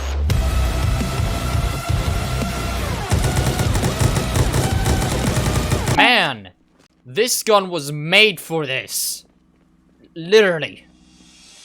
And so my daily schedule turned to constant monotonous slaughter once again, burning through thousands of rounds of ammunition each day, slowly clearing the town bit by bit, while occasionally getting up to some unusual mischief, to say the least. There are so many people inside of this school. You know what that means. And of course, committing to my legacy of becoming the worst driver to ever walk this earth. How the f did I manage to do this? During this car's 8-day lifespan, I had to repair it like 6 times. 1,000 hours on the game, by the way. Actually, in probably the most ironic twist ever, in the night of day 317, I flipped my car on the way to recover my other flipped car. I needed to hotwire a random van to get them back on their wheels. But despite these mishaps, I was making progress rather swiftly. Towards the end of day 317, I had around 60% of the town clear and eliminated roughly 5,000 zombies by that point. After this, I redirected my effort towards the west, with the aim to clear the McCoy logging area and the small pockets of zombies lingering in the woods around it. This continued way into the evening of day 319, and after making sure I didn't leave any alive, I returned to the dense hordes of the highway. Peak Project Zomboid Kentucky Conquest gameplay right here. Just look at this.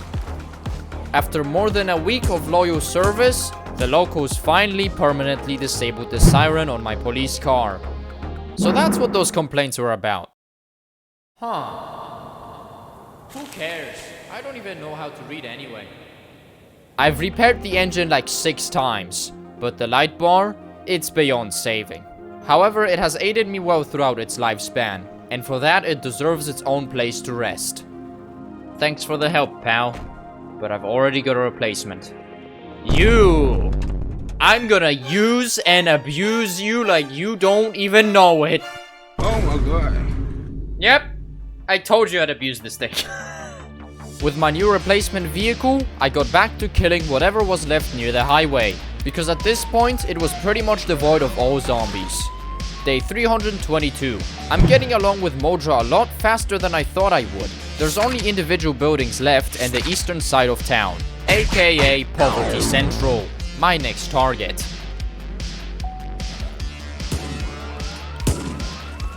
Once I reached the eastern edge of town, I was surprised to barely have run into any zombies.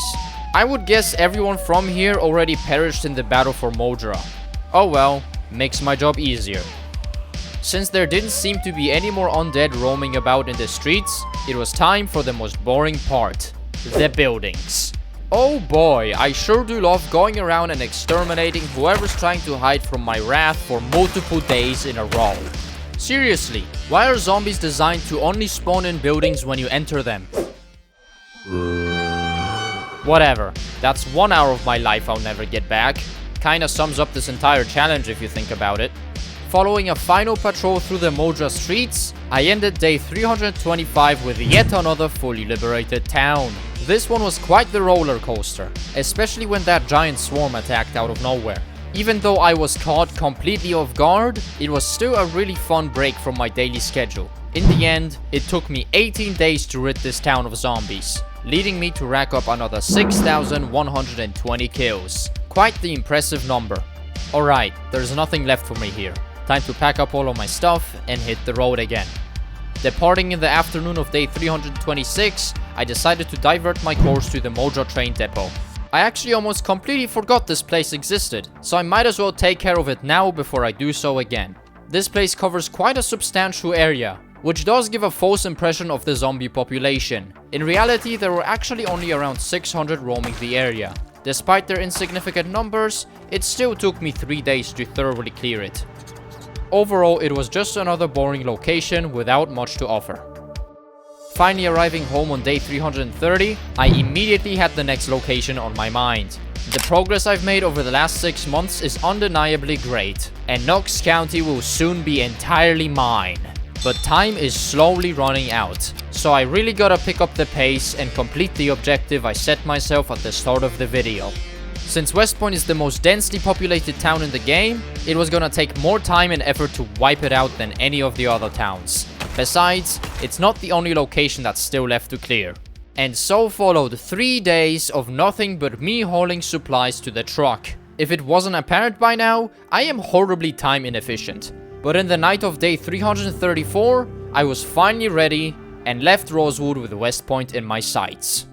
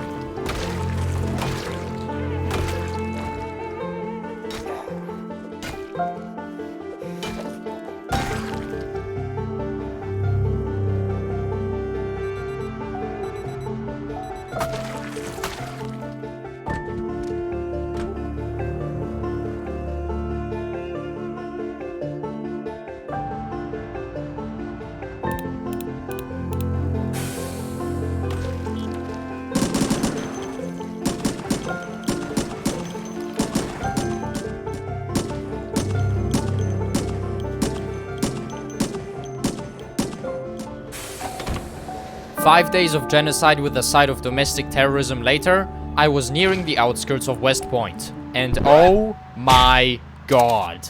This place is more packed than Astro World was.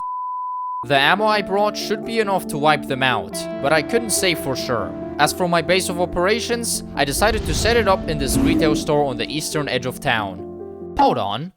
Wait a damn second. Enhance. Enhance. Enhance. Is that American Tire? Oh hell nah, Chief. I'm getting the f*** out of here. I ain't stepping anywhere near that store ever again, due to some recent events in a particular video. Go watch it, by the way, it's a good video. I would be better off just throwing myself to the zombies instantly instead of spending even a single night in this place.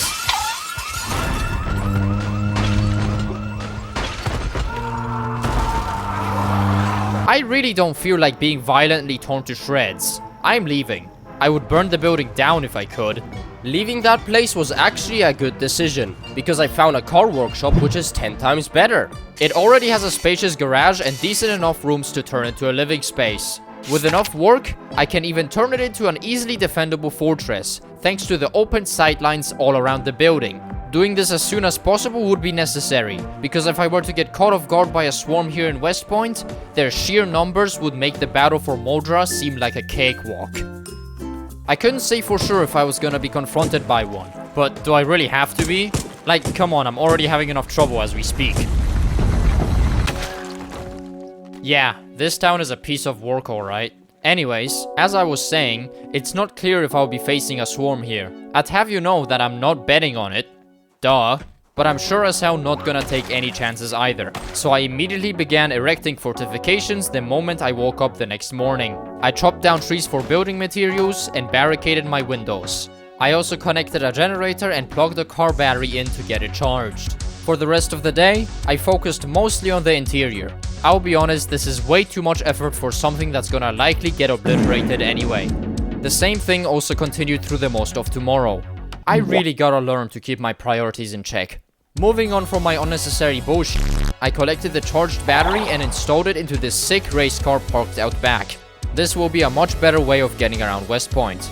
Shortly after building a way up to the roof the next morning, I noticed just how empty the surrounding area had suddenly gotten. Just like back in Moldra, the zombies disappeared. It was now certain that an attack was imminent. I just didn't know when. All I knew is that I was running out of time. I have to finish building up my defenses fast, and I wouldn't get an ounce of sleep to make that happen.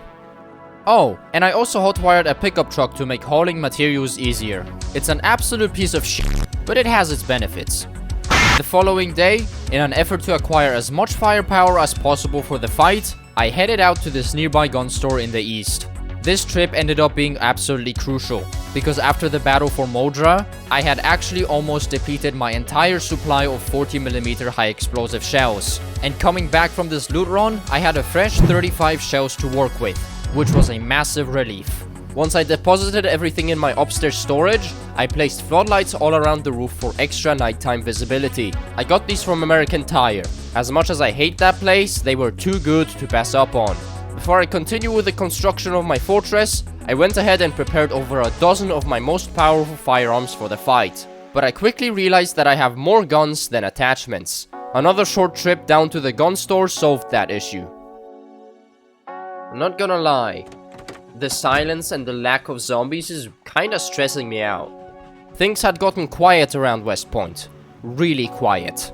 What usually is a location infested with thousands of zombies had turned into a desolate ghost town. It was unnerving, and knowing that those thousands of undead would soon attack all at once was even more so.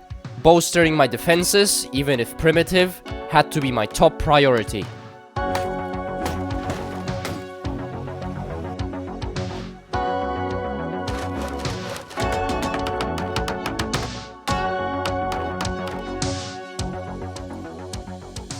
Although not very advanced, I completed my fortress in the early afternoon of day 345. With escape ropes hung all around the building, all the essentials I would ever need right at my disposal, and over a dozen firearms at the ready, I was as prepared as I could possibly be.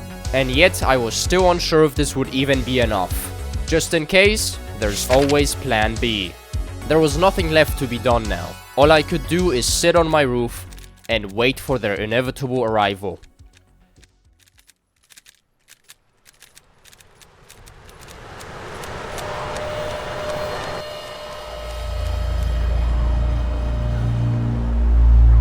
They're on their way. Distant screams echoed through the entirety of West Point, announcing the incoming march of the undead army. This was it. The force of the entire town was now on course towards my current position, but the pee-pee-poo-poo man remained unmoved. Once a feeble man covered in burns, now stands tall and confident before his meeting with death itself. But he hasn't come all this way to fail now. He would kill each and every last one of them to reclaim West Point, because cleansing Knox County has been his duty since the very beginning. There's no city too vast, no building too tall, and no horde too substantial for him. So let's settle this with one final battle.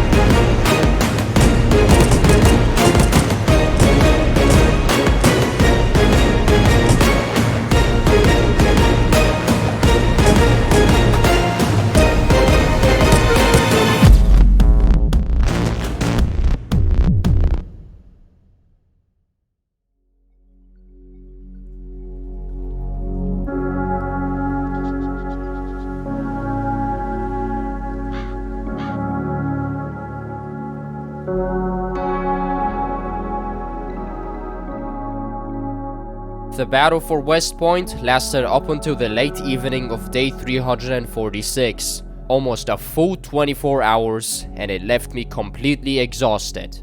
I lost my base, most of my belongings, and nearly my life as well. But damn did I put up one hell of a fight. I think I killed over 3,000 zombies in a single day. If the pee pee poo poo man wasn't unstoppable before, he definitely is now.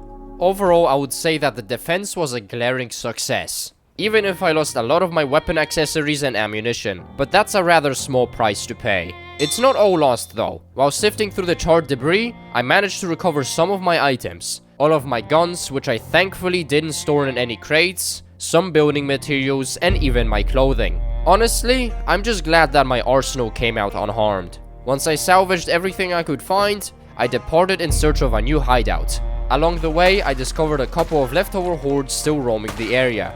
Oh my god. This escalated rather quickly.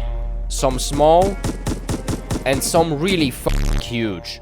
That shit looks like something straight out of The Walking Dead. They seemingly never made it to the battle in time, and I'm kinda glad they didn't. I don't know if I would have been able to handle another 1,000. After what I went through, however, the process of dispatching these hordes could be compared to a calm stroll through the park.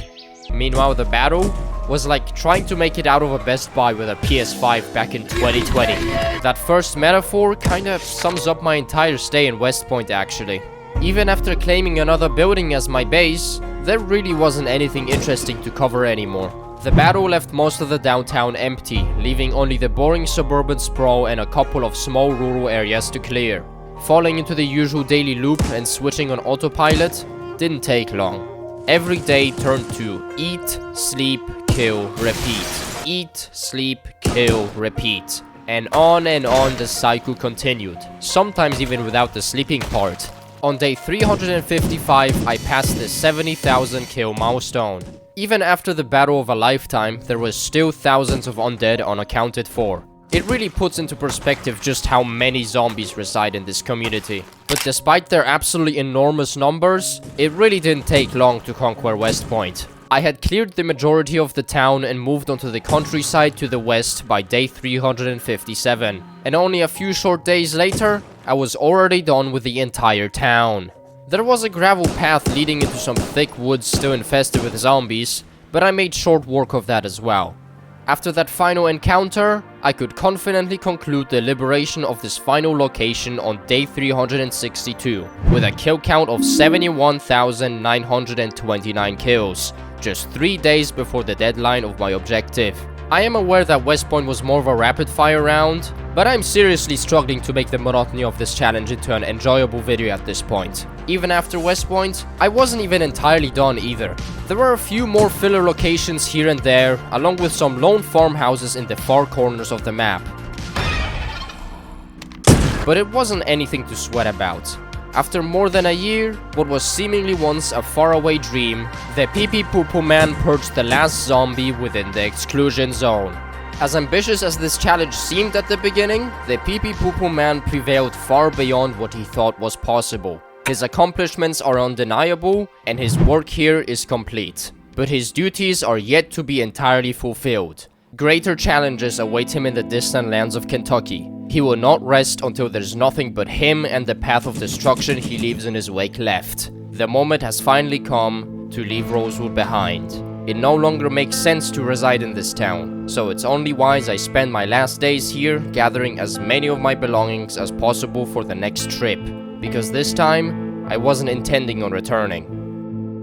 Once the sun finally rose on day 375, I took one final walk through the area to appreciate just how far I had come. It's been one hell of a ride, to say the least, but before I depart, there's just one final bridge left to burn. It's been a good run.